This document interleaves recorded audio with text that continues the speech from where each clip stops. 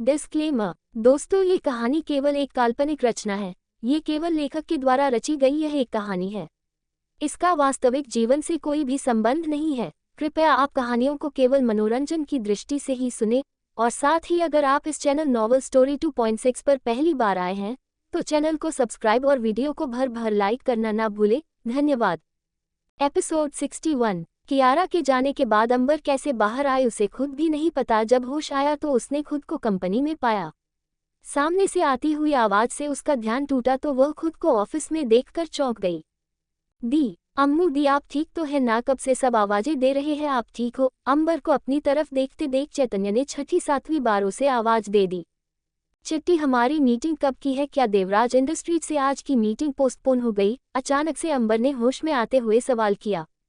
अंबर का सवाल सुन इस बार चौंकने की बारी चैतन्य की थी। कल ही रात अंबर ने उससे कहा था कि मीटिंग कल के लिए, और अभी उसे खुद ही वह सवाल करते देख वह उसकी तरफ देखने लग गया। दी, हुआ क्या है? सच सच बताओ। अंबर का बदला बदला बिहेवियर देख उसने फिर से सवाल कर दिया। कुछ भी नहीं हुआ है चिट्टी, मैं बस कल की हियरिंग को लेकर परेशान हूँ। कियारा के खिलाफ जितने सबूत हम इकट्ठा कर सकते थे हमने कर तो लिए, मगर अब भी ऐसा लग रहा जैसे कुछ छूट रहा है। चैतन्य के सवाल पर अंबर सवालों का रुख दूसरी तरफ मोड़ दिया। उसकी परेशानी देख चैतन्य ने रिलैक्स दी कहते हुए उसके कंधे पर हाथ रख दिया। अंबर थोड़ा नॉर्मल हुई तो वह फिर से काम में लग गई। कल उसकी अपनी डैड की कंपनी के साथ भी एक मीटिंग थी, तो उस मीटिंग के लिए चीजें तैयार करते करते वह इतनी व्यस्त हो गई कि कुछ देर के लिए ही सही वह कियारा की कई बातें भूल गई। तारांकन। उधर पुलिस स्टेशन में कियारा इसी डर में थी कि कहीं कल उसे सजा ना हो। खुद को सजा से बचाने के लिए वह बहुत दिनों से कोशिश कर रही थी, मगर उसकी कोशिशें कामयाब ही नहीं हुई। अपनी सजा नजदीक आते आते कियारा अपना सब्र खो चुकी थी। यहाँ तक कि सजा से बचने के लिए उसने कई नाटक किए, मगर पुलिस वालों के आगे उसका एक भी प्लान काम नहीं किया। अपने सारे प्लान फेल होते देख कियारा के पास कोई रास्ता नहीं बचा, तो उसने आखिर में एक पुलिस वाले को अपने जाल में फंसा ही लिया। कियारा ने उस पुलिस वाले को मुंह मांगी कीमत देने का वादा कर आधे घंटे के लिए उसका फोन ले लिया। वह फोन अपने ट्राउजर में छुपाया और बाथरूम का बहाना कर वह टॉयलेट की तरफ आ गई। कियारा टॉयलेट में आकर अच्छे से दरवाजा बंद कर दिया और फोन का शोर बाहर ना जाए इसके लिए उसने पानी का नल चालू कर दिया। जैसे ही पानी चालू कर उसने फोन निकाला तो अपना वही पुराना नंबर डायल कर दिया। पर उसकी किस्मत इतनी खराब थी कि उस पुलिस वाले के फोन पर रोमिंग कॉल हुई ही नहीं। कॉल ना लगते देख पैनिक होकर कियारा फोन पटकने को हुई, पर फिर कुछ सोचकर वह शांत हो गई। कियारा ने फटाफट उस नंबर को सेव कर उस नंबर पर व्हाट्सएप कॉल कर दिया। उसकी 2 दिन कॉल के बाद फाइनली दूसरी तरफ से फोन उठा लिया, पर सामने वाले ने जो कहा उसने कियारा के पैरों तले जमीन हिला दी। You can't do this to me. तुम मेरे साथ ऐसा नहीं कर सकती। तुम जानती हो मेरे पास बहुत सारे सबूत हैं। मैं तुम्हें बर्बाद कर दूंगी मानवी। मैं तुम्हें कहीं का नहीं छोड़ूंगी। मैं शौर्य को बता दूंगी कि तुम कभी मरी ही नहीं थी। तुमने उसे और अंबर को अलग करने के लिए इतनी बड़ी साजिश रची थी, और खुद तुम यूएस में हो। मानवी की बात सुनकर कियारा पागलों की तरह चिल्ला गई। कियारा की बात सुनकर सामने से हंसने की आवाज आने लगी। उसकी हंसी सुनकर कियारा की बोलती बंद हो गई। वह गुस्से से चिल्लाने को हुई, उससे पहले दूसरी तरफ से आती आवाज ने कियारा को पूरी तरह खामोश कर दिया। तो जाओ जाकर बता दो कियारा, तुम्हें लगता है कोई तुम पर यकीन करेगा? सच के लिए सबूत चाहिए। उन सबने मुझे अपनी आंखों के सामने मरते देख मेरी डेड बॉडी को देखा है। तुम्हें लगता है उन्हें तुम्हारी बातों पर यकीन होगा या फिर अपनी आंखों पर? तुम कभी प्रूफ नहीं कर सकती कि मैं जिंदा हूँ। जब तक मैं ना चाहूं कोई मेरे बारे में नहीं जान सकता, तुम भी नहीं कियारा। और अगर तुमने ज्यादा स्मार्ट बनने की कोशिश की तो तुम जानती हो कि मैं तुम्हारे साथ क्या क्या कर सकती हूँ। अगर जिंदा रहना है तो चुपचाप यहाँ बंद रहो कियारा, और जब सही वक्त होगा मैं तुम्हें आज़ाद कर दूंगी। अभी तो तुम बहुत काम की चीज़ हो, इतनी जल्दी तुम्हारा काम खत्म नहीं होगा। तुम्हें मैं जल्दी ही इंडिया आकर मिलती हूँ, तब तक खुद को काबू में रखना वरना जान से हाथ धो बैठोगी। तुम इंडिया आने वाली हो। मानवी की वार्निंग को छोड़कर कियारा के कानों में सिर्फ उसके इंडिया आने की बात पड़ी। उसके इंडिया आने की खबर सुनकर कियारा बुरी तरह घबरा गई। पिछले 5 सालों में कियारा उससे इतनी वाकिफ हो चुकी थी कि उसके लिए खौफ खाना नॉर्मल था। जिस इंसान को वह जानती थी वह जीती जगाती खूनी शख्स थी। उसके लिए गेम खेलना, किसी की जान लेना तो जैसे आम सी बात थी। उसके रास्ते में जो भी आया उसने उसे मौत के घाट उतार दिया, फिर चाहे कोई ही क्यों ना हो। पर इस बार उसका क्या मकसद, ये बात कियारा को परेशान कर रही थी। वह कॉल कट वापस अपने कमरे में आ गई। वहां आकर उसने अपने खाने की प्लेट्स के साथ फोन को छुपा दिया और वापस करने के बहाने से उसे वापस उस पुलिस वाले को लौटा दिया। कियारा को लगा उसने सफाई से काम किया, मगर उसे क्या पता था कि कोई था जो उसके हर एक हरकत पर नजर रखे हुए था। जैसे ही कियारा ने फोन लौटाया, उस पुलिस वाले ने उसी फोन से दूसरा नंबर डायल कर दिया। उसकी एक दो रिंग पर ही सामने वाले शख्स ने फोन उठा लिया। हेलो हेलो मिस्टर ठाकुर, आपने जैसा कहा था काम हो गया। उस लड़की ने सचमुच इस नंबर से किसी इंटरनेशनल नंबर पर कॉल की है और हमारे पास उसकी रिकॉर्डिंग भी है। मैंने सेटिंग से पहले ही ऑटो रिकॉर्डिंग ऑन कर दिया था। उनके बीच जो भी बात हुई वो मेरे फ़ोन पर रिकॉर्ड हो चुकी है, पुलिस वाले ने एक्साइटेड आवाज़ में कहा। बहुत बढ़िया, तुम जहां हो वहीं रहो, मैं अभी आ रहा हूं, तब तक सारे सबूत संभाल के रखना। उसकी बात पर दूसरी तरफ से आवाज़ आए और बात खत्म कर कॉल कट भी हो गई। शौर्य ने बात कर उस पुलिस हवलदार ने फ़ोन को लॉकर में रख दिया।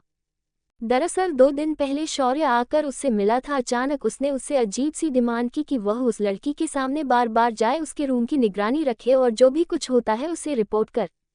उसकी बात सुन पहले तो सुने मना कर दिया, पर फिर शौर्य ने सारी बात बताई तो वह राजी हो गया। शौर्य के कहने पर ही वह कियारा के आसपास रहने लगा। उसके सामने जानबूझकर बेवकूफ़ बनने का नाटक किया ताकि कियारा उसे अप्रोच करे और उसके जाल में फंस जाए। और हुआ भी वहीं जैसे शौर्य ने कहा था, वैसे ही कियारा ने उसे अप्रोच किया और उसे बहुत सारे पैसे देने का वादा कर उसने उससे उसका फ़ोन आधे घंटे के लिए ले लिया। पर अफसोस कि उसे ये पता नहीं था कि ये सब उसका नहीं, किसी और का गेम प्लान था। शौर्य पुलिस स्टेशन पहुंचा तो वह पुलिस हवलदार उसे बाहर ही मिल गया।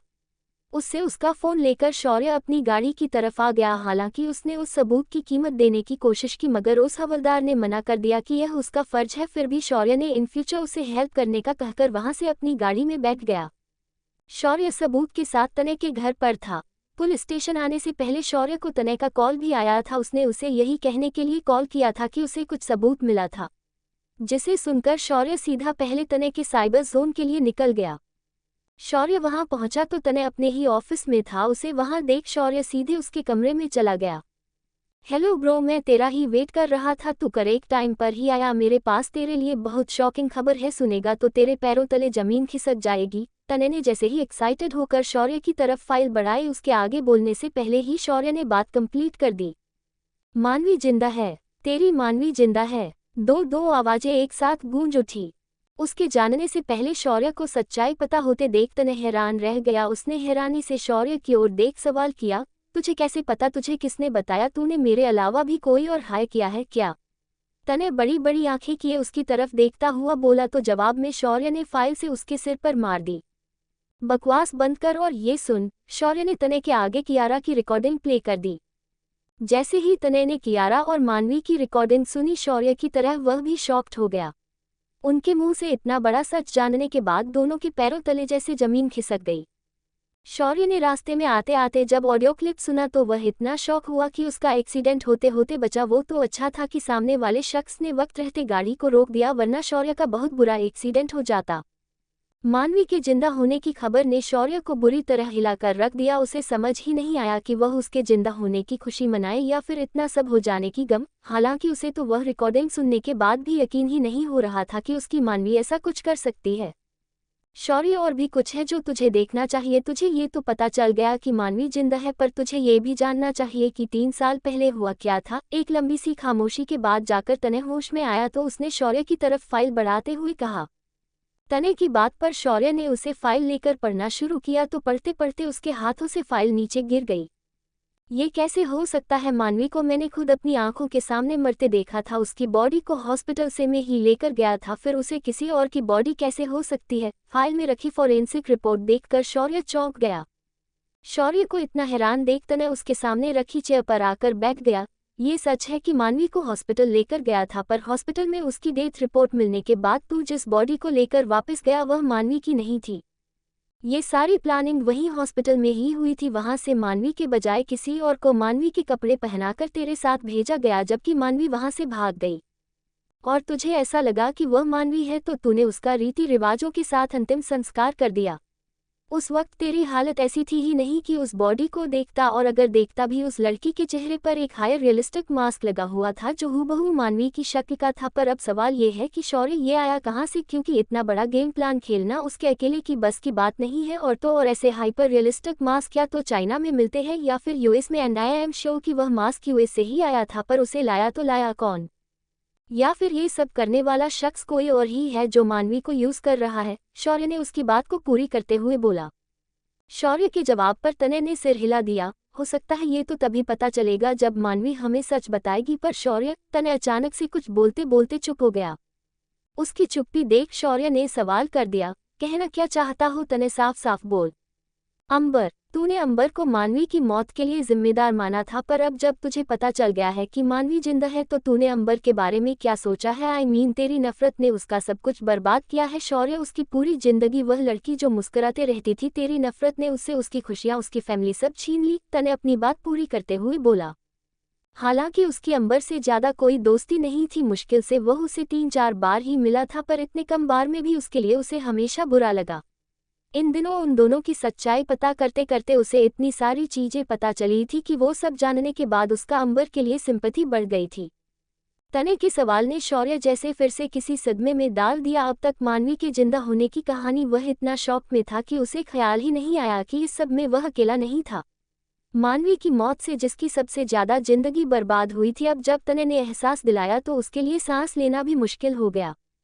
शौर्य को शौक देख तने ने फिर से अपना बोलना जारी रखा। शौर्य, मुझे लगता है तुझे अंबर से माफ़ी मांगनी चाहिए। हालांकि तेरी माफ़ी अब कुछ भी नहीं बदल सकती, पर तुझे अपने किए की भरपाई तो करनी ही होगी। इससे पहले कि उसे मानवी के जिंदा होने की खबर कहीं और से पता चले और वो तुमसे और नफरत करे, उसे सच्चाई बताकर माफ़ी मांग ले। शौर्य की चुप्पी देख तने ने उसे समझाते हुए कहा। पर मानवी जिंदा है और ये सब उसने किया है, ये कन्फर्म नहीं है तने। मुझे नहीं लगता मानवी ऐसा कर सकती है। जब तक मैं मानवी को देख नहीं लेता, उससे खुद कंफर्म नहीं कर लेता, मुझे यकीन नहीं होगा। तने की बात पर वह बदहवा सा बोला। उसे खुद भी नहीं पता था कि वो क्या बोल रहा है। अंबर को रोती आंखें, सवाल करती आंखें फिर से उसकी आंखों के सामने आकर खड़ी हो गई, जो उसे सवाल कर रही थी कि उसका क्या कसूर था। अंबर के उन सवालों को सुनकर शौर्य यकीन करने को राजी ही नहीं था। उसे ये डर था कि अगर ये सब सच हुआ तो वह अंबर का सामना कैसे कर पाएगा। शौर्य हकीकत से बचने के लिए खुद के आगे मानवी नाम की दीवार लाकर खड़ी कर दी। उसका ये जवाब सुनकर उल्टा तने बेचारा स्पीचलेस हो गया। उसके पास समझाने के लिए कुछ नहीं बचा तो वह खामोश हो गया। तने की चुप्पी देख शौर्य की हिम्मत ही नहीं हुई कि वह आगे कुछ बोल सके। उसके सवालों से बचने के लिए वह वहां से निकल गया। एपिसोड 62। शौर्य बदहवास गाड़ी चलाता हुआ देर रात गए अंबर के अपार्टमेंट के बाहर खड़ा था। पूरे रास्ते उसने खुद को बहुत समझाने की कोशिश की, नहीं ये सच नहीं है, इसमें उसकी गलती नहीं है। मगर सच आने की कि उसके सामने इस तरह आकर खड़ा हो गया कि उसके पास सामने करने के अलावा कोई रास्ता ही नहीं बचा। रात के 11 बजे करीबन अंबर ऑफिस से घर लौटी तो गेट पर ही उसका सामना शौर्य से हो गया। वह उसे इग्नोर कर जाने ही वाली थी, पर शौर्य ने रास्ते पर इस तरह गाड़ी पार्क की थी कि अंदर गाड़ी जाने का रास्ता ही नहीं था। उसे अपने अपार्टमेंट गेट का रास्ता ब्लॉक लिए देख अंबर गाड़ी से उतरकर बाहर आ गई। उसे इतनी रात गए अजीब सा हुलिया बनाए गाड़ी पर एक हाथ टिकाए खड़े देख अंबर ना चाहते हुए भी उसके सामने जाकर खड़ी हो गई। तुम यहाँ क्या कर रहे हो शौर्य? और प्लीज आज कोई वैलिड एक्सक्यूज देना, ये मत कहना कि मैं यहाँ से जा रहा था एंड ऑल। शौर्य को देख अंबर ने टॉन्ट करते हुए कहा। मगर अंबर के टॉन्ट पर शौर्य ने कुछ भी रिएक्ट नहीं किया। वह बस एकटक उसकी तरफ देखता जा रहा था। उसका यूं देखना अंबर को और अजीब सा हो गया। उसे ऐसे देखते देख अंबर ने उसे टोक दिया। शौर्य, अगर तुम्हें कुछ कहना है तो प्लीज कहो, वरना रास्ते से हटो, मुझे अंदर जाना है। अंबर ये कहकर अंदर जाने को हुई कि शौर्य ने अंबर कहते हुए उसे रोक दिया। उसे पहली बार इस तरह अजीब सा रिएक्ट करता देख अंबर भी हैरान रह गई। पहली बार था जब शौर्य ने उसके किसी टॉन्ट का जवाब नहीं दिया, ना ही आते ही उस पर चिल्लाया था। उसकी इस खामोशी ने उल्टा अंबर को ही परेशान कर दिया। अंबर को अपनी तरफ देखते देख शौर्य ने अचानक से उसके करीब आकर अंबर के गले से लग गया। ये सब इतना अचानक हुआ कि अंबर को रिएक्ट करने का मौका तक नहीं मिला। I am sorry Ambar, I am so sorry. Shaurya Ambar को सॉरी बोलता हुआ बोला, पर उसके सॉरी ने अंबर होश में ला दिया। शौर्य को अपने इतने करीब देखकर अंबर ने एकदम से उसे धक्का दे दिया। क्या कर रहे हो? तुम्हारी हिम्मत कैसे हुई मुझे छूने की? शौर्य, अंबर शौर्य से एकदम पीछे हटते हुए उस पर चिल्ला गई। अंबर के इस तरह के रिएक्शन ने शौर्य को बुरी तरह हिला दिया। उसे उम्मीद नहीं थी कि उसका हक करना अंबर को इतना बुरा लगेगा। उसे अपसेट देख शौर्य फिर से उसे सॉरी बोल दिया। आई एम सॉरी, मेरा वो मतलब नहीं था। शौर्य सॉरी बोलता हुआ बोला तो इस बार उसके सॉरी से अंबर का पेशेंस लिमिट क्रॉस कर गया। शौर्य, तुम्हें जो बात करनी है क्या तुम साफ साफ कह सकते हो? देखो मेरे सामने प्लीज इस तरह रिएक्ट मत करो, ना मुझे इस तरह आदत है और ना मैं चाहती हूँ कि तुम मेरे सामने आकर गोल गोल बातें करो। तुम्हें जो भी कहना है साफ साफ कहो और प्लीज चलता बनो, मैं ये ड्रामा और बर्दाश्त नहीं कर सकती। शौर्य का अजीब बिहेवियर, उसका सॉरी सुन अंबर उस पर चिल्ला गई।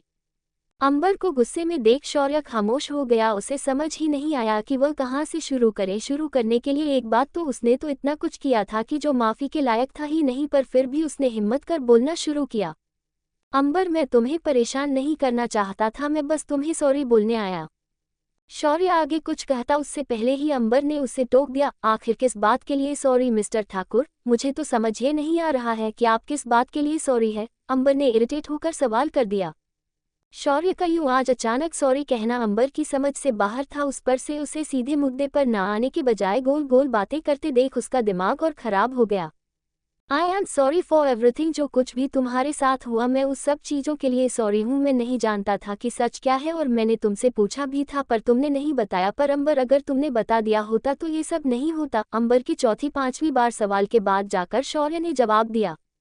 इस बार उसके जवाब ने अंबर को खामोश कर दिया। अंबर को समझ आता तो वह कुछ रिएक्ट करती, उसे तो ये समझ नहीं आया था कि वह सॉरी बोल किस बात के लिए था, क्योंकि उसकी गलतियां कहे या फिर गुनाह इतने थे कि वह सारी उम्र माफी मांग ले तो वो भी कम था। मानवी जिंदा है अंबर को हैरानी से अपनी ओर देखते देख शौर्य ने आखिरकार बोल ही दिया। मानवी के नाम सुनते ही अंबर के पैर लड़खड़ा गए। वह गिरने वाली थी कि शौर्य ने उसका हाथ पकड़ लिया, पर उसे हाथ पकड़ते देख अंबर ने अपने हाथों से उसका हाथ झिड़क दिया। क्या मतलब है तुम्हारा शौर्य? क्या मतलब है मानवी जिंदा है कहने से? क्या तुम मजाक कर रहे हो? मैंने खुद मानवी की बॉडी देखी थी, मैं उसे हॉस्पिटल लेकर आई थी। मेरे सामने डॉक्टर ने कहा कि वह अब इस दुनिया में नहीं है और मैं उसके अंतिम संस्कार में थी और तुम कह रहे हो वह जिंदा है। ये क्या कोई मजाक है या फिर तुम मेरे साथ कोई मजाक कर रहे हो? मैं मानती हूँ तुम्हें लगता है मैं मानवी की मौत की जिम्मेदार हूँ, पर यह सच नहीं है शौर्य। तुम यकीन करो या ना करो, मैंने उसे नहीं मारा है, अंबर ने मुश्किल से खुद को संभालते हुए कहा। उसके लिए आसान नहीं था मानवी की मौत से उभर पाना। मानवी का नाम तो उसके लिए वह नासूर था जिसने उसकी जिंदगी को पूरी तरह बर्बाद कर दिया। मैं मजाक नहीं कर रहा हूँ अंबर, मैं जानता हूँ कि तुम बेगुनाह हो, तुम्हारी वजह से उसकी मौत नहीं हुई, उसी के लिए मैं तुमसे सॉरी बोलता हूँ। अंबर, मैं नहीं जानता था कि मानवी जिंदा है, मुझे नहीं पता था कि सच क्या है, इसीलिए मैं तुमसे सॉरी बोलता हूँ अंबर, उन सारी बातों के लिए जो तुमने मेरी वजह से झेली। पर अगर तुमने सच बता दिया होता तो आज ऐसा कुछ नहीं होता। फिर भी मैं सॉरी हूँ, अगर हो सके तो माफ कर दो। इस बार शौर्य सॉरी बोलता हुआ अंबर के करीब आ गया। अंबर ने उसकी बात सुनी तो उसकी आंखों से आंसू आ गए और चेहरे पर अजीब सी मुस्कुराहट। Sorry, are you kidding with me Shaurya? Seriously तुम्हें लगता है तुम्हारा एक सॉरी सब ठीक कर सकता है शौर्य? नहीं, मुझे बताओ आज तुम किस किस बात के लिए सॉरी हो? इस बात के लिए कि तुमने मेरी जिंदगी खराब कर दी, या फिर इस बात के लिए कि तुम्हारी वजह से आज मेरे पापा जिंदा नहीं है, या फिर इस बात के लिए कि तुम्हारी वजह से मैं जेल गई? और ऐसी कितनी बातें हैं, तुम उनमें से किसी एक बात के लिए सॉरी हो शौर्य? अंबर शौर्य की आंखों में देखते हुए बोली। अंबर की नजरें अपने ऊपर देख शौर्य ने अपनी नजरें झुका ली। अंबर, मैं जानता हूँ जो कुछ वह बहुत गलत था, उसके लिए मैं तुम्हें सॉरी भी बोल हूँ। मैं हर उस बात के लिए सॉरी बोल रहा हूँ जो मेरी वजह से तुमने सहा, पर फिर भी तुम ही बताओ मैं ऐसा क्या करूँ कि तुम मुझे माफ कर दो? अंबर वह एक बार फिर माफी मांगते हुए बोला, पर उस सॉरी के बावजूद उसके चेहरे पर कोई शर्मिंदगी, कोई गिल्ट, कोई पछतावा न देखकर अंबर हैरान हो गई। You know what Shaurya, sometime I really feel how stupid I am. जानते हो मेरी जिंदगी की रिग्रेटफुल चीज क्या है? अंबर ने शौर्य की तरफ देखकर सवाल किया। अंबर के उस सवाल शौर्य के पास कोई जवाब नहीं था। उसे इस तरह देखकर अंबर ने एक फीकी सी हंसी के साथ अपना हाथ उसके सीने पर रख दिया। तुम हो मेरी जिंदगी के सबसे रिग्रेटफुल इंसान। तुमसे मिलना मेरी जिंदगी का सबसे रिग्रेटफुल पल था। 7 साल, पूरे 7 साल शौर्य, मैंने अपनी जिंदगी के सबसे कीमती साल तुमसे प्यार में बिताए। पर जानते हो इससे भी अजीब बात क्या है? सालों तक मैंने तुमसे पागलों की तरह तुमसे प्यार किया बिना किसी उम्मीद के, पर तुमने मेरा दिल अपने पैरों तले रौंद दिया। पूरे 3 साल लगे मुझे उसे समेटने में। इन 3 सालों में जेल में कैद होकर मैंने हजारों बार सोचा कि आखिर मेरी गलती क्या थी, मुझे किस बात की सजा दी गई। फिर मेरे बहुत सोचने पर मुझे तुम्हारी कही एक बात याद आई। तुम्हें याद है, तुमने शादी की रात मुझसे एक बात कही थी, याद तो होगा राइट? अंबर ने नजरें ऊपर कर उसकी आंखों में देखकर सवाल किया। अंबर के सवाल पर शौर्य इस बार भी खामोश था, पर इस बार अंबर ने उसके जवाब देने से पहले ही उसकी आंखों में देखते हुए वापस से बोलना शुरू किया। जाने दो तुम्हें याद नहीं होगा, पर मुझे याद है। तुमने कहा था कि मैंने तुमसे प्यार करके अपनी जिंदगी की सबसे बड़ी भूल की है। तुम सही थे शौर्य। उस वक्त मैं इतनी नासमझ थी कि तुम्हारे आगे आगे कुछ समझ ही नहीं पाए, और जब तक समझ आया बहुत देर हो चुकी थी। खैर आखिर में तुमने मुझे समझा कर ही छोड़ा। जानते हो कभी कभी मुझे खुद पर हंसी आती है ये सोचकर कि किस कदर पागल थी मैं, कि मुझे कुछ दिखा ही। यहाँ तक कि उस दिन जब मुझे बेगुनाह होने के बावजूद पुलिस स्टेशन ले जाया जा रहा था, मुझे तुमसे उम्मीदें, मुझे लगा भले ही तुम्हें मुझसे प्यार ना हो पर इतना तो यकीन होगा कि मैं कभी किसी के साथ ऐसा नहीं कर सकती। पर तुमने मेरा वो भ्रम भी तोड़ दिया। उस दिन तुमने तुम्हारे लिए मेरा प्यार ही नहीं, तुमने अंबर दीवान को भी हमेशा हमेशा के लिए खत्म कर दिया। और आज ये जो अंबर तुम्हारे सामने खड़ी है, ये अंबर तुमसे नफरत करती है। उसकी जिंदगी में तुम्हारे लिए कोई जगह नहीं है, ना कभी होगी। तो बेहतर है शौर्य ठाकुर, जाओ और जाकर कहीं और माफी मांगो। वहां जाकर अपना दिल बहलाओ, क्योंकि इस अंबर को तुम्हारी जरूरत नहीं है। तुमसे प्यार तो छोड़ो, अब तो मुझे तुमसे नफरत भी नहीं होती, बस सिर्फ तुम पर तरस आता है। देखो खुद को एक बार, क्या से क्या बन गए हो। वैसे देखो ना, किस्मत भी क्या चीज़ है। ना एक वो वक्त था जब मैं इसी तरह तुम्हारे सामने खड़ी तुमसे मुझ पर यकीन करने को कह रही थी, पर उस दिन तुमने यकीन नहीं किया, उल्टा मुझे पुलिस के हवाले कर दिया। और आज तुम मेरे सामने खड़े होकर कह रहे हो तुम सॉरी हो। हाँ आयरॉनिक, मैं क्यों यकीन करूं तुम्हारा, मुझे एक वजह दो शौर्य। अंबर ने अपने दिल का सारा गुस्सा, अपनी सारी नफरत उसके सामने लाकर रख दी। अंबर की बातें, उसके सच ने शौर्य को बुरी तरह हिला कर दिया। उसने आज तक जो किया उसे रियलाइज नहीं था, और आज सब किसी ने उसे आईना दिखाया तो उस आईने की सच्चाई ने उसे झकझोर कर रख दिया। अंबर, आई एम सॉरी, मैं जानता हूँ मेरी गलती थी, मैं सब मानने को तैयार हूँ। तुम जो कहोगी मैं करने को तैयार हूँ। मैं मानता हूँ मैं गलत था, मैं माफ़ी मांगता हूँ उस बात के लिए।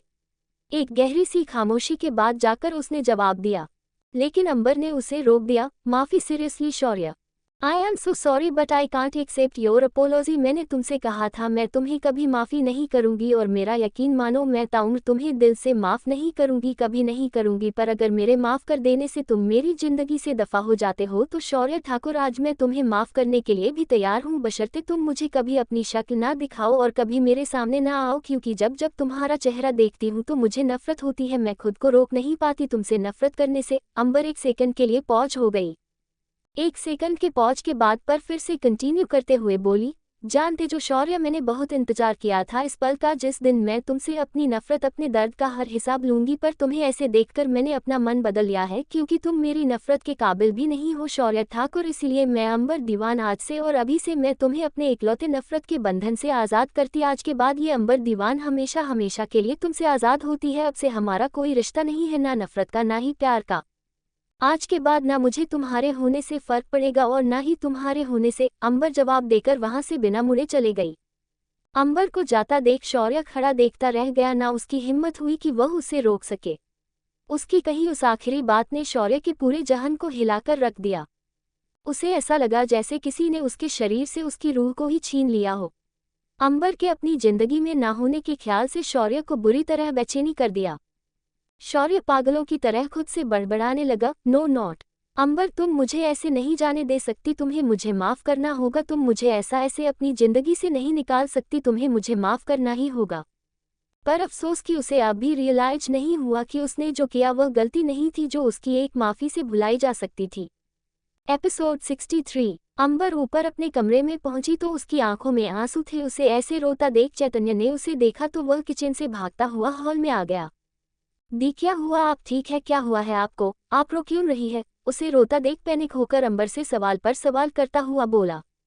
उसके सवाल सुन अंबर ने उसके कंधे पर अपना सिर रख दिया और जोर से रोने लगी। चैतन्य, ऐसा क्यों होता है, क्यों लोग दूसरों की जिंदगी को खिलौना समझते हैं कि कोई भी आकर उससे खेल जाता है। मैंने किसी का क्या बिगाड़ा जो उन्होंने मेरे साथ ये सब किया। चिट्ठी क्यों, प्रश्नवाचक चिन्ह। अगर वह कहते कि मेरी जिंदगी से दूर रहो तो मैं दूर चले जाती, पर उन दोनों ने मिलकर मेरी जिंदगी को खेल बना डाला। उन दोनों को तो मैंने अपना सब कुछ माना था। चिट्ठी एक मेरी सबसे अच्छी दोस्त थी, एक जिससे मैंने सबसे ज्यादा प्यार किया, पर दोनों ने ही मुझे धोखा दिया। दोनों ने ही मेरी जिंदगी को खेल बनाकर रख दिया। क्यों क्यों, अंबर जोर जोर से रोते हुए चैतन्य ने सवाल करने लग गई। अंबर का रोना, उसके सवाल सब चैतन्य की समझ से बाहर थे। उसे चुप देख अंबर ने अपनी बात आगे बोलनी जारी रखी। चलो माना मेरी गलती थी, मुझे शौर्य से प्यार नहीं करना चाहिए था, पर मेरे डैड ने क्या बिगाड़ा था चिट्टी? उनकी नफरत उनके इस गेम में क्यों? उन्होंने मुझसे मेरे डैड को छीन लिया क्यों चिट्टी? उनका तो कोई कसूर भी नहीं था, उन्होंने तो कभी किसी का कुछ नहीं बिगाड़ा था, फिर शौर्य, कियारा और मानवी ने अपने गेम में उन्हें क्यों शामिल कर डाला? अंबर रोते हुए चैतन्य की तरफ देखने लग गई। अंबर का रोना, उसके सवाल सुन चैतन्य ने उल्टा अंबर से ही सवाल कर दिया, किसकी बात कर रहे हो आप? दी क्या हुआ है, प्लीज बताओ मुझे घबराहट हो रही है। क्या किसी ने आपको कुछ कहा है? प्लीज मुझे बताओ, जिसने भी आपको हर्ट किया है मैं उसे छोड़ूंगा नहीं। शौर्य ठाकुर ने आपको फिर से हर्ट किया, मैं उसे छोड़ूंगा नहीं।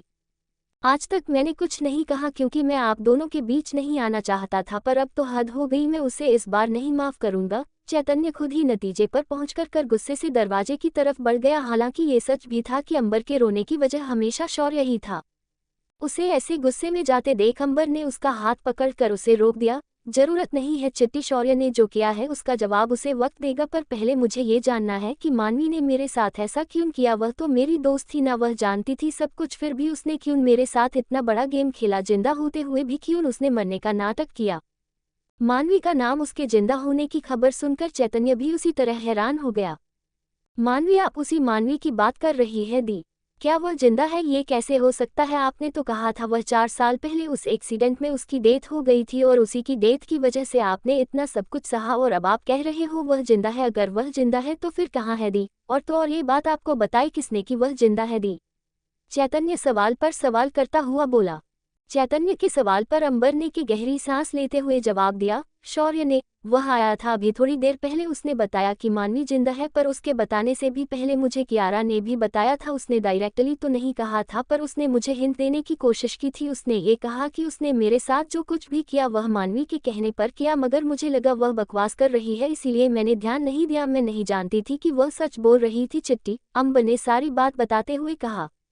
चैतन्य ने जैसे ही कियारा का नाम सुना वह और हैरान हो गया। कियारा? उसका इस सबसे क्या लेना देना? मेरी तो कुछ समझ नहीं आ रहा है। आखिर कियारा और मानवी एक दूसरे को कैसे जानते हैं? मतलब आखिर कोई किसी के लिए ये सब क्यों करेगा? कियारा का नाम सुनकर चैतन्य हैरानी से सवाल करता हुआ बोला, मैं नहीं जानती चिट्टी, मुझे सिर्फ उसने इतना बताया कि उसने ये सब मानवी के कहने पर किया और वह जिंदा है। उसके सवाल पर अंबर ने जवाब दिया। अंबर के एक एक बाद एक रेवलेशन ने चैतन्य को सोच में डाल दिया। अगर मानवी जिंदा है तो वह कहाँ है और वह ये सब क्यों कर रही है? आपने तो कहा था वो आपकी सबसे अच्छी दोस्त थी, पर फिर उसका ये सब करने के पीछे का क्या मकसद हो सकता है? उसे आखिर आपको नुकसान पहुंचाकर क्या मिलेगा? वो तो मैं भी नहीं जानती चिट्टी, इसका पता तो तभी चलेगा जब वह सामने आएगी, पर मुझे तो ये भी नहीं पता कि वह कहाँ है, लेकिन मैं पता लगा कर रहूंगी कि उसने ये सब क्यों किया। मेरी जिंदगी से खेलने के उसे हिसाब तो देना होगा चिट्टी, अंबर आंखों में गुस्सा लिए हुए बोली। अंबर का गुस्सा उसकी आंखों में बदले की चमक देख चैतन्य ने उसके कंधे पर हाथ रख दिया। अंबर थोड़ा शांत हुई तो चैतन्य ने उसके आंसू पोंछ दिए। उसे सालों से इतने दर्द, इतने तकलीफ में देखकर वह खुद भी दर्द महसूस कर रहा था। उसने अंबर को कहने के लिए अपनी बड़ी बहन ने माना था, वह सच में भी उसे अपनी बहन मानता था, इसीलिए उसके दर्द, उसकी तकलीफ से उसे भी उतनी ही तकलीफ हो रही थी। चैतन्य मन ही मन शौर्य को अंबर के दर्द के लिए सबक सिखाने का सोचकर अपने ही ख्यालों में उलझ गया। वह अपनी ही सोच में उलझा हुआ था कि अंबर ने उसके कंधे से अपना सिर हटा दिया। वह अचानक से सवाल करती हुई उसकी तरफ मुड़ गई, चिट्टी, कल हमें डैड की कंपनी जाना है, क्या तुम्हें पता है देवराज अंकल का बेटा कौन है? प्रश्नवाचक चिन्ह। उन्होंने कहा था कि पापा के सारे शेयर उसके पास है, पर मुझे ये समझ नहीं आ रहा है कि पापा ने ऐसा क्यों किया होगा। पापा ने किसी अनजान शख्स को अपने शेयर क्यों दिए होंगे?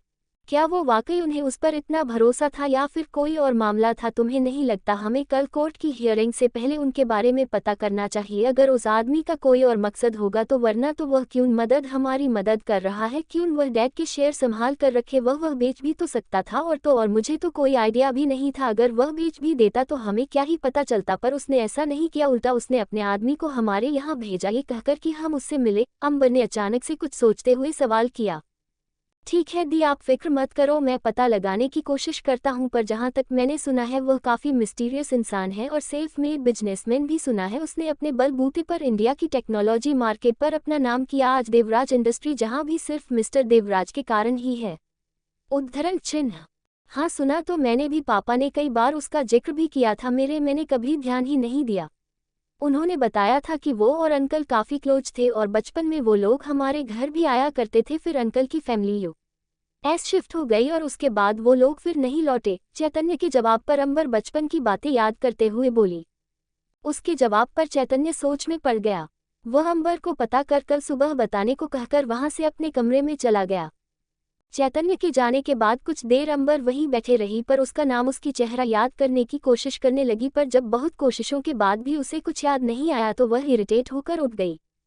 कल जाकर ही पता चलेगा आखिर कौन हो तुम मिस्टर देवराज, अंबर खुद से बड़बड़ाती हुई सोने चली गई। शौर्य अंबर के यहाँ से निकलकर वापस से क्लब में था। उसने इतनी पी रखी थी उसे होश ही नहीं था। उसे इस हालत में देखकर क्लब के मैनेजर से मनन और राजवीर को कॉल लगा दी। वे दोनों वहां पहुंचे तो तब तक शौर्य पूरी तरह होश खोने तक पी चुका था। उसे इतना भी होश नहीं था कि वह कहाँ है। नशे की हालत में चूर होकर वह खड़ा भी नहीं हो रहा था। वह लड़खड़ा कर गिरने ही वाला था कि मनन ने उसे एन मौके पर उसे संभाल लिया। शौर्य, क्या हाल बना रखा है तूने अपना? आखिर कितनी शराब पी है तूने? पागल हो गया क्या? इतना कौन ड्रिंक करता है? अगर मैनेजर हमें कॉल नहीं करता तो तेरा रात भर यही रहने का इरादा था क्या? उसे इस हालत में होने के बावजूद और ड्रिंक के लिए उठते देख मनन ने उसे रोक दिया। मनन के सवाल पर शौर्य वापस से अपनी चेयर पर जाकर बैठ गया और अपनी 5 उंगलियां खड़ी कर उसकी तरफ देखने लग गया। मैंने सिर्फ 5 ही बॉटल पी है। अभी तो मुझे सब याद है। अभी तो मुझे मेरी आंखों के सामने अंबर भी दिख रही है। देखो, वह सामने खड़ी मुझे घूर रही है। उसकी बड़ी आंखें मुझे डांट रही है। शौर्य बड़बड़ाता हुआ अपनी चेयर से उठकर समाने की तरफ इशारा करने लगा। उसके इशारे पर मनन और राजवीर से उस तरफ देखा तो वहां कुछ भी नहीं था। उसे नशे की हालत में बड़बड़ाता देख वो दोनों स्पीचलेस होकर सामने रखी चेयर पर जाकर बैठ गए। उन्हें अपनी बातों पर रिस्पॉन्ड न करते देख शौर्य का चेहरा उतर गया। वह नशे की हालत में मनन की ओर देखने लग गया। तुम्हें अब भी यकीन नहीं है ना? तो देखो, मैं अभी तुम्हें सबूत देता हूँ। मेरे पास प्रूफ है। मैं साबित कर सकता हूँ कि मैं अभी भी उसे भुला नहीं हूँ। मुझे उसके बारे में सब याद है। तुम्हें बताऊँ, अंबर की और बर्थ डेट, हमारी एनिवर्सरी, मुझे सारी बातें याद है। मुझे याद है मेरी वजह से उसकी आंखों में आंसू थे। मुझे उसे सॉरी बोलना है। मुझे उससे माफ़ी भी मांगनी है। पर अंबर ने कहा कि वह मुझे माफ़ नहीं करेगी। उसने कहा कि वह मुझे दिल से कभी माफ़ नहीं करेगी, पर अगर मैं उसके सामने ना जाऊं तो वह मुझे माफ़ करने का नाटक करेगी। उसने कहा कि मैं उसके सामने ना जाऊं। मेरी अंबर ने मुझे देखने के लिए मना कर दिया। मुझे अब भी सब याद है। और तुम कह रहे हो मैं ड्रंक हूँ। मैं कैसे ड्रंक हो सकता हूँ? देखो, अभी तो मैं और पी सकता हूँ। उन दोनों को घूरते देख उसने फिर से बॉटल को मुंह पर लगा दिया, पर इससे पहले कि वह एक भी घूंट पीता राजवीर ने उसके हाथ से बॉटल छीन ली। ब्रो, पीना ही है तो मेरे साथ साथ पी। अकेले क्यों पी रहा है? मैं भी तेरे साथ पीऊंगा। राजवीर शौर्य के हाथ में पकड़ी बॉटल लेकर बैठ गया। मनन को एक पल के लिए लगा कि राजवीर उसे रोक रहा है, पर जब अगले पल उसने उसे शौर्य को ज्वाइन करते देखा तो उसने अपना सिर पीट लिया। बेचारा एक को समझाने आया था पर अगला उससे 4 कदम आगे की निकला। दोनों भाइयों की नॉनसेंस सुनकर शौर्य ने दोनों के सिर पर जोर मार दिया। क्या बकवास लगा रही है तुम दोनों ने? बस करो ये ड्रामा। और राजवीर, मैं यहाँ तुझे इसे रोकने के लिए लाया था, ना कि इसके साथ बैठकर ड्रिंक एंजॉय करने के लिए। अब चुपचाप उठ यहाँ से और इसे घर ले जाने का सोच। लगता है अंबर से आज फिर इसकी लड़ाई हुई है, इसीलिए उसने इतनी पी ली है। मनन शौर्य की हालत देख अंदाजा लगाते हुए बोला। शौर्य की हालत, उसका इस तरह बड़बड़ाना देख मनन सोच में पड़ गया। हालांकि ऐसा नहीं था कि शौर्य ने पहली बार शराब पीकर ये सब किया था, पर आज से पहले कभी उसने शौर्य को इस हालत में नहीं देखा था। वह जब भी पीता था तो अंबर को भला बुरा कहता था, उसके लिए अपने मन का गुस्सा, अपनी नफरत निकालता था, पर आज पहली बार वह माफ़ी की बात कर रहा था। उसकी बातों में गुस्सा नहीं बल्कि उसका गिल्ट दिख रहा था। तारांकन। अगली सुबह अंबर उठी तो उसकी आंखें सूजी हुई थी। रात भर रोने की वजह से उसकी आंखें लाल हो रखी थी। बावजूद इसके वह किचन में खड़े होकर खाना बनाने में लगी हुई थी। चैतन्य के उठने तक ऑलमोस्ट खाना बना चुकी थी। वह तैयार होकर बाहर आया तो अंबर किचन में खड़ी प्लेट में खाना सर्व कर रही थी। उसे सर्व करता देख चैतन्य मॉर्निंग विश करता हुआ किचन में ही आ गया। गुड मॉर्निंग दी, आप ठीक हो? चैतन्य ने गुड मॉर्निंग विश करते हुए उसके हाथ से खाने का प्लेट ले ली और उसे लेकर वह ब्रेकफास्ट टेबल पर लेकर आ गया। मॉर्निंग चिट्टी, मैं ठीक हूँ। आज वैसे भी हमारे लिए बहुत बड़ा दिन है। मैं ठीक नहीं भी होती तो भी आज के लिए मैं खुद को ठीक कर ही लेती। तुम ये छोड़ो, ये बताओ कुछ पता चला? तुमने देवराज इंडस्ट्री के बारे में कुछ पता किया? अंबर दूसरी प्लेट लेकर उसके साथ टेबल पर आकर बैठ गई। नहीं दी, लोग कुछ बोलने को राजी ही नहीं है। सबने बस यही कहा कि वह बहुत मिस्टीरियस है। कोई आज तक उसने मिला ही नहीं है। उनकी सिर्फ ऑन कॉल मीटिंग्स हुई है। ज़्यादातर उसकी सारी मीटिंग माहिरा सहगल देखती है। अंबर के सवाल पर चैतन्य ने सारी कहानी सुना दी जो भी उसे लोगों से पता चली था। हालांकि इतनी कोशिशों के बाद कुछ खास अब भी नहीं पता चला था। माहिरा सहगल का नाम सुनकर अंबर हैरान रह गई। उसने हैरानी से सवाल किया, you mean the Mahira Sehgal, India's number 1 lawyer? Ambar का शॉकन रिएक्शन देख चैतन्य ने हाँ में सिर हिला दिया। चैतन्य का कंफर्म आंसर सुनकर अंबर सोच में पड़ गई। पर चिट्टी इंडिया की टॉप लॉयर का यूं उसकी पर्सनल सेक्रेटरी की तरह काम करने की बात कुछ हजम नहीं हो रही है। हाँ दी, वही तो उसके डैड की खुद की कंपनी है, फिर भी अपनी डैड की कंपनी उनका बिजनेस छोड़कर अगस्त्य देवराज के लिए उसकी लीगल एडवाइजर और उसकी सेक्रेटरी का काम करती है, अंबर के जवाब पर चैतन्य ने कहा। चैतन्य के जवाब ने अंबर को हैरान कर दिया। बड़ा अजीब ही बंदा है, आखिर है क्या ये चीज पता करना पड़ेगा। अंबर अपना खाना खत्म कर टेबल से उठ खड़ी हो गई। आखिर हो कौन तुम? अगस्त्य देवराज, अंबर मन ही मन खुद से सवाल करती हुई बोली और गाड़ी की चाबी लेकर चैतन्य के साथ कोर्ट के लिए निकल गई। एपिसोड 64। अंबर चैतन्य के साथ कोर्ट पहुंची तो वहां का माहौल काफी गर्म था। एक हाई प्रोफाइल केस होने की वजह से रिपोर्टर्स की भीड़ जमा थी कि कहीं पांव रखने तक की जगह नहीं थी। कोर्ट के बाहर इतनी भीड़ देख चैतन्य ने तुरंत गाड़ी का शीशा बंद कर दिया। दी, ऐसे में अंदर कैसे जाएं? अगर गाड़ी से बाहर कदम रखा तो रिपोर्टर्स आपसे अनाप शनाप सवाल कर हमारा पीछा नहीं छोड़ेंगे। ऐसे में एक ही रास्ता है, वो ये कि आप चुपचाप पीछे से निकल जाओ, मैं गाड़ी पार्क कर बाद में आता हूँ। वहां खड़ी भीड़ देख चैतन्य सजेस्ट करते हुए बोला तो जवाब में अंबर ने हाँ में सिर हिला दिया। ठीक है, पर तू संभल कर आना। चैतन्य की बात पर उसने जवाब दिया और सीधे अंदर चले गई। अंबर कोर्ट के अंदर पहुंची तो उसके पहुंचने से पहले ही शशांक, विराज और तन्वी के साथ खड़ा था। उन तीनों को वहां देख अंबर उनकी तरफ चले गई। तनु, वीर, तुम दोनों यहाँ क्या कर रहे हो? तन्वी और विराज को वहां देखकर अंबर हैरान रह गई। हम दोनों यहाँ क्या कर रहे से तेरा क्या मतलब है? आज इतना बड़ा दिन है, तुझे क्या लग रहा था हम तुझे अकेले छोड़ देंगे? वैसे तू ये बता, तू अकेले क्यों है? चैतन्य कहाँ है? वह नहीं आया क्या तेरे साथ? अंबर के सवाल पर तन्वी उल्टा उसी से सवाल करती हुई उसके गले लग गई। अंबर तन्वी से अलग हुई तो विराज ने भी आकर उसे हल्का सा हक कर लिया। उन दोनों को वहां देखकर अंबर के चेहरे पर हल्की सी मुस्कुराहट आ गई। छोटा सा हाय हेलो और मिलने मिलाने के बाद विराज अंबर से केस के बारे में पूछने लग गया। अंबर उन्हें केस के बारे में बता ही रही थी कि इतने में कोर्ट का टाइम हो गया। घड़ी पर 10 बजे देख शशांक ने उनकी डिस्कशन बीच में ही रोक दी। मैम, हमें अंदर जाना होगा, कोर्ट का टाइम हो रहा है। शशांक ने जैसे ही कहा इतने में चैतन्य भी आ गया। शशांक की बात अंबर ओके कहते हुए उन सबके साथ अंदर चले गए। कोर्ट के अंदर का माहौल भी वैसा ही था। कोर्ट रूम पूरी तरह लोगों से भरा हुआ था। अंबर ने जैसे ही अंदर कदम रखा उसकी नजरें शौर्य से टकरा गई। शौर्य को वहां देखकर अंबर एक सेकंड के लिए हैरान रह गई। उसने अगले ही सेकंड शौर्य से नजरें फेर लिए। वह जैसे ही उसे इग्नोर कर आगे बढ़ने को हुई, पीछे से मनन ने उसे आवाज दे दी। अंबर, ऑल द बेस्ट। मनन धीरे से ऑल द बेस्ट कहते हुए बोला तो उसकी आवाज सुनकर अंबर पीछे पलट गई। मनन की आवाज सुनकर अंबर की नजर शौर्य के साथ बैठे मनन, राजवीर पर चले गई। उन दोनों को वहां देख अंबर हल्का सा सिर झुकाते हुए वह अपनी सीट पर आकर बैठ गई। अंबर जैसे ही बैठे तन्वी ने धीरे से उससे सवाल कर दिया, ये लोग यहाँ क्या कर रहे हैं अम्मू? और तेरे से क्या बात कर रहे थे? क्या कोई बदतमीजी कर रहे थे इनकी? तो मैं तन्वी गुस्से में उठने को हुई तो अंबर ने तुरंत उसका हाथ पकड़ लिया। काम डाउन, शांत हो जा तनु, हम कोर्ट में हैं। अंबर ने धीरे से तन्वी को शांत करा दिया। अंबर की बात पर तन्वी चुप हो गई। वो लोग बैठे ही थे कि कुछ ही देर में जज भी आ गए और कोर्ट का प्रोसेस शुरू हो गया। जैसे ही कियारा को कोर्ट रूम में लाया गया तो उसका हुलिया ही बदला हुआ था। कियारा की ऐसी हालत देख सब लोग हैरान रह गए। कियारा के चेहरे पर धूल लगी हुई थी, बाल बिखरे हुए और कपड़ों के नाम पर उसने एक नीले रंग की जीन्स और सफेद रंग से पीली हो चुकी टी शर्ट पहनी हुई थी।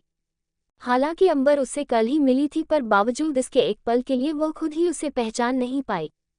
कियारा के आते ही मुकदमा शुरू हो गया। एक बार दलीलों और सबूतों का सिलसिला चला तो वह सीधे 3 घंटे बाद जाकर रुका। 3 घंटों की दलीलों और तमाम सबूतों के आधार पर कियारा को हिट एंड रन केस में 14 साल के लिए जेल की सजा सुना दी गई और साथ साथ उस पर 10 लाख का जुर्माना लगा था। कियारा की सजा सुनकर सबके चेहरों पर मुस्कुराहट आ गई। उन सब की मुस्कुराहटों के बीच अंबर की नज़र कियारा पर ही थी। जब से वह अरेस्ट हुई थी उस दिन से पहली बार वह शांत थी। पूरी प्रोसेस के दौरान उसने ना तो खुद को इनोसेंट साबित करने की कोशिश की, ना ही यह कहा कि गवाह झूठे हैं। वह एकदम खामोश थी। उसकी खामोशी को देखकर यहाँ तक कि जज ने भी उसे उसका पक्ष रखने का मौका दिया। वह कियारा ने तब भी कुछ नहीं कहा। कियारा के उस अजीब सी खामोशी ने अंबर को हैरान कर दिया। हालांकि वह अपनी जीत से खुश थी, मगर कियारा की इस खामोशी ने उसके मन में अजीब सी उलझन पैदा कर दी। हम जीत गए अम्मू, फाइनली हम केस जीत गए। उस कियारा को उसके किए की सजा मिल गई। अम्मू, ये सारी तेरी मेहनत का फल है। हम सब ने तो हार ही मान ली थी, पर तूने हिम्मत नहीं हारी। आज हम अंकल के गुनहगारों को सजा दिला पाए। तन्वी फ्लो में बोलती जा रही थी। तन्वी की बात पर अंबर के चेहरे की शिकन और गहरी हो गई। अभी भी लड़ाई बाकी है तनु, अभी तो बस शुरुआत है। कियारा ने जो किया उसे उसकी सजा मिल गई, पर जिनकी वजह से ये हुआ उन सब से हिसाब होना अभी बाकी है। अंबर एकदम सीरियस होकर बोली। अंबर की बात सुन सबके चेहरों की मुस्कुराहट गायब हो गई, स्पेशली चैतन्य की। बाकी सबको को तो अभी भी सच नहीं पता था, पर उसे पता था, इसीलिए उसकी बात को सिर्फ वही समझ पाया। अंबर का जवाब सुन तन्वी कोई और सवाल करती, इससे पहले ही बाहर खड़ी भीड़ ने आकर उन्हें घेर लिया। आते वक्त तो वह जैसे तैसे चकमा देकर बच गई, पर इस बार वो लोग आगे पहले ही पीछे के रास्ते पर आकर खड़े थे। पैपराजी की भीड़ को देखकर अंबर चुपचाप जाने के बजाय उनके सामने जाकर खड़ी हो गई। मैं जानती हूँ आप सबको आज के केस के बारे में मुझसे बात करनी है, पर इस वक्त मैं आपसे माफ़ी चाहूँगी कि मैं आप सबके किसी सवाल का जवाब नहीं दे पाऊँगी। मेरी एक अर्जेंट मीटिंग है और उसके लिए मुझे निकालना है। इसके लिए मैं आप सबसे रिक्वेस्ट करती हूँ कि अभी आप प्लीज़ रास्ता क्लियर कर दीजिए। और रही बात आपके सवालों की, तो मैं जल्दी आप सबसे रूबरू होंगी। आप सब अपने चैनल का नाम हमारे लीगल एडवाइज़र के पास दे दीजिए। मैं मेक श्योर करूंगी कि आप सबको मैं इनवाइट कर आपके सारे सवालों का जवाब दूं। अंबर ने हाथ जोड़ते हुए कहा। तो अंबर की बात पर रिपोर्टर्स ने उसका रास्ता छोड़ दिया। उन्हें रास्ता छोड़ते देख अंबर विराज, तन्वी और शशांक को बाय बोलकर चैतन्य के साथ वहां से देवराज इंडस्ट्री के मेन ऑफिस के लिए निकल गई। पूरे रास्ते अंबर खामोश थी। पहले उसे कियारा की सजा की चिंता थी, मगर अब कियारा को सजा होने की बाद भी उसके मन में एक अजीब सी उलझन हो रही थी। उसे अजीब सा लग रहा था, उसे ऐसा लग रहा था जैसे कुछ तो गलत होने वाला ही, पर क्या वह समझ नहीं पा रही थी। अंबर अपनी ही उलझनों में उलझी हुई कब ऑफिस पहुंच गई उसे पता ही नहीं चला। चैतन्य ने आवाज दी तो जाकर वह अपने ख्यालों से बाहर आई। दी, हम पहुंच गए हैं, आप यहीं पर उतर कर मेरा वेट करो, मैं 2 मिनट में गाड़ी पार्क करके आता हूं। चैतन्य अंबर को गेट के सामने वेट करने को कहकर गाड़ी पार्क करने अंदर चला गया। जैसे ही चैतन्य वहां से गया, अंबर को समर का कॉल आ गया। वो कॉल रिसीव कर अपनी ही धुन में बात करते हुए अंदर को जा ही रही कि सामने से कोई आकर उससे टकरा गया। उसके टकराने से अंबर का फोन सीधे पानी में जाकर गिर गया। और तो और उसकी ये बदतमीजी देख अंबर जैसे ही उससे सुनाने को हुई, उससे पहले ही वह लड़की उसे इग्नोर कर सीधा अंदर की तरफ चली गई। उसे ऐसे बिना सॉरी बोले जाते देख हाथ में पका पस पकड़कर सीधे उसके सिर पर मार दिया। उसका निशाना भी इतना करेक्ट था कि सीधे उस लड़की के सिर पर जाकर लगा। अपने सिर पर अचानक से पस आकर लगते देख वह लड़की जोर से चिल्ला गई, व्हाट द हेल, क्या बदतमीजी है ये। वो लड़की चिल्लाते हुए पीछे की तरफ मुड़ गई। वह जैसे ही पीछे मुड़ी, उसका वह द हेल सुनकर अंबर हाथ बांधे उसके सामने जाकर खड़ी हो गई। बदतमीजी, बदतमीजी उसे कहते हैं जो आपने की थी। एक तो तुमने मुझे धक्का दिया, उस पर बिना सॉरी बोले चले गई। क्या तुम्हारी डिक्शनरी में इसे तमीज कहते हैं? अंबर हाथ बांधे सवाल करती हुई बोली। अंबर की बात सुनकर वह लड़की जैसे ही जवाब देने को हुई, पता नहीं कहां से चैतन्य आकर उसका हाथ पकड़े उसे खींचकर लेकर चला गया। क्या कर रहे हो आप, यहाँ चलो मेरे साथ, मैंने आपसे कहा था आप मेरा वेट करना, आप भी न दी। चैतन्य शिकायत करता हुआ अंबर को लेकर एलिवेटर की तरफ बढ़ गया। वह जैसे ही अंदर गए, उनके पीछे से 3-4 लोगों से घिरा एक शख्स उस लड़की के सामने आकर खड़ा हो गया। उस लड़की को गुस्से में देखकर उसके चेहरे पर मुस्कुराहट आ गई। नॉट बैड माहिरा, आज पहली बार कोई तुम्हें चुप करा कर चला गया। वह हंसता हुआ बोला तो उसके जवाब से माहिरा और बुरी तरह चिढ़ गई। एडी, तुम उस लड़की का साथ दे रहे हो, देखा नहीं कितनी बदतमीज है वो, ना बोलने का तमीज ना कोई सेंस, पता नहीं कहाँ से आ जाते हैं ऐसे लोग। माहिरा बुरी तरह चिढ़ते हुए बोली। पर उसकी बात सुन अगस्त्य ने उसे टोक दिया, गलती तुम्हारी थी उसकी नहीं, उस पर तुम उसे बिना सॉरी बोले वहां से आ गए। तुम्हारी इस हरकत पर वह क्या किसी को भी गुस्सा आ जाता। खैर छोड़ो इन बातों को और अंदर चलो, मीटिंग का टाइम हो रहा है। अगस्त्य उसे जवाब देता हुआ उसे वहीं खड़ा होकर अपने पर्सनल एलिवेटर की तरफ बढ़ गया। अगस्त्य को जाते देख माहिरा का चेहरा बुरी तरह फीका पड़ गया। वह मन ही मन उस लड़की को सबक सिखाने का सोचकर दूसरे एलिवेटर की तरफ बढ़ गई। एलिवेटर के अंदर बंद अगस्त्य के चेहरे पर बड़ी सी मुस्कुराहट आ गई। वह अंबर के बारे में सोचकर वह मन ही मन बड़बड़ा उठा। तुम आज भी वैसी ही हो अंबर, बिल्कुल नहीं बदली, तुम्हारी हरकतें आज भी वैसी ही है, बस पहले से थोड़ी बड़ी हो गई हो, बाकी आज तुम वैसी ही हो मेरी झल्ली सी अंबर। अगस्त्य अंबर का नाम गुनगुनाते हुए अपने ऑफिस की तरफ चला गया। वह जैसे ही ऑफिस पहुंचा उसके अंदर एंटर होते ही पीछे से अगस्त्य का फ्रेंड कम सीएफओ वेदांत नॉक कर कमरे में आ गया। अगस्त्य, माहिरा ने कहा कि तुम मीटिंग अटेंड करोगे या नहीं। वैसे तो तुम मीटिंग्स में नहीं आते हो, पर ये मिस दीवान की कंपनी के साथ तुम्हारी मीटिंग है, तो क्या तुम आ रहे हो या मैं और माहिरा ही मेम हैंडल कर ले। वैसे तो ज़्यादा कुछ नहीं करना है, जस्ट एक कुछ पेपर साइन करने हैं, मैनेजर एक सांस में बोलता हुआ बोला। तो उसकी बात पर अगस्त्य चेयर पर बैठते बैठते ही उठ गया। नहीं, मैं आ रहा हूँ। अंबर को मैं माहिरा के साथ नहीं छोड़ सकता, अगर छोड़ा तो फिर से कहीं दोनों लड़ना बैठे। वेदांत की बात पर अगस्त मुस्कुराते हुए बोला। हमेशा चेहरे पर 12 बजाए रखने वाले अगस्त्य को मुस्कुराते देख वेदांत हैरान रह गया। हमेशा चेहरे पर 12 बजाए रखने वाले अगस्त्य को मुस्कुराते देख वेदांत हैरान रह गया। आर यू सीरियस मैन, तू अभी अभी मुस्कुराया है ना? मैंने जो देखा वो सही देखा है ना? द अगस्त्य देवराज के चेहरे पर अभी अभी स्माइल थी। भाई, आज ऐसा क्या हुआ जो तेरे चेहरे पर मुस्कुराहट आ गई? मुझे भी बता, मुझे भी जानना है, वेदांत अगस्त्य के सामने आकर कहा। हो गया। वेदांत को सामने से नागिंग करते देख अगस्त्य ने उसे इग्नोर कर दिया। वह उसे वहीं खड़ा छोड़कर मीटिंग रूम की तरफ आ गया, पर इससे पहले कि वह अंदर एंटर होता, अंदर से आती आवाज ने उसके कदम दरवाजे पर ही रोक दिए। मीटिंग रूम अंबर और माहिरा की फिर से आर्ग्यूमेंट हो रही थी। दरअसल माहिरा मीटिंग रूम में बैठी हुई थी। जैसे ही मैनेजर के साथ अंबर और चैतन्य ने उस रूम में एंटर किया तो अंबर को वहां देखकर वह तुम चिल्लाते हुए अपनी चेयर से उठ खड़ी हो गई।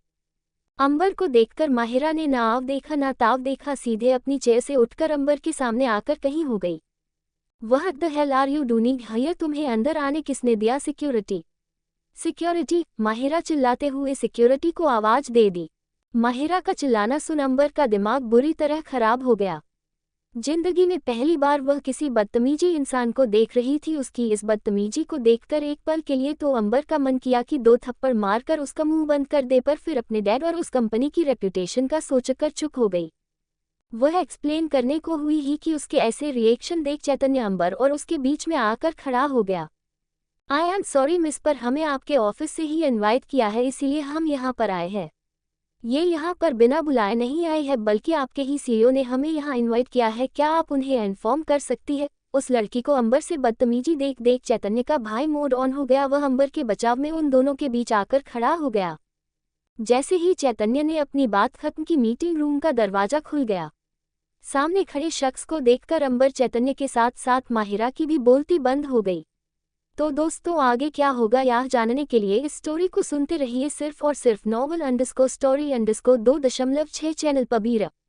और अगर कहानी आप सभी को पसंद आए तो वीडियो को लाइक, कमेंट और शेयर जरूर करें। धन्यवाद।